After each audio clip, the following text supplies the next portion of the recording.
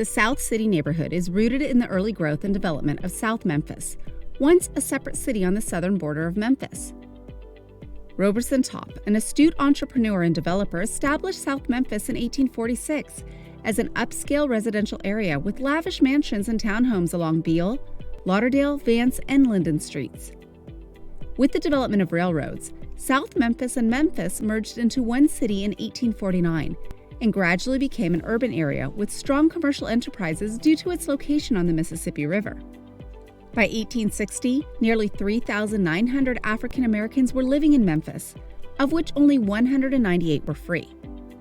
Whether enslaved or free, they generally worked as servants, laborers, or tradesmen. The Civil War significantly changed the racial and cultural dynamics of the city. During the Battle of Memphis on June 6, 1862, the Union Army defeated Confederate naval forces. With a victory secured in 90 minutes, Memphis became a Union-occupied city. Thousands of enslaved African Americans from plantations throughout the South fled to Memphis, seeking freedom and sanctuary under the protection of the Union Army. Regarded as contrabands of war under the Confiscation Act, the refugees were not subject to the fugitive slave laws, which required the return of runaways to their owners. To accommodate the black in-immigration, the Union Army established contraband camps, Shiloh, Fisk, and Dixie, which became the foundation of African American neighborhoods in Memphis. Camp Shiloh, located near Crump Boulevard, was a shining example of black community buildings. Around 1864, there were 2,134 residents, over 300 cabins, schools, churches, and small businesses. Northern missionaries and local newspapers often referred to the camps as New Africa.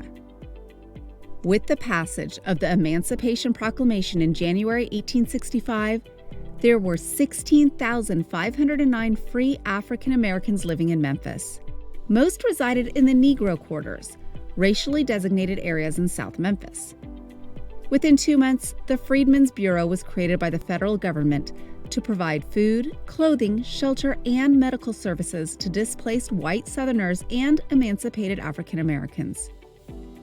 In May 1865, a confrontation between white police officers and African American soldiers from Fort Pickering led to a 3-day wave of violence, commonly known as the Memphis Massacre. White mobs descended upon South Memphis, destroying schools, churches, homes, and businesses. The Memphis Daily Post newspaper described the massacre as a clean sweep made of every building used for a colored school or place of worship by the colored people.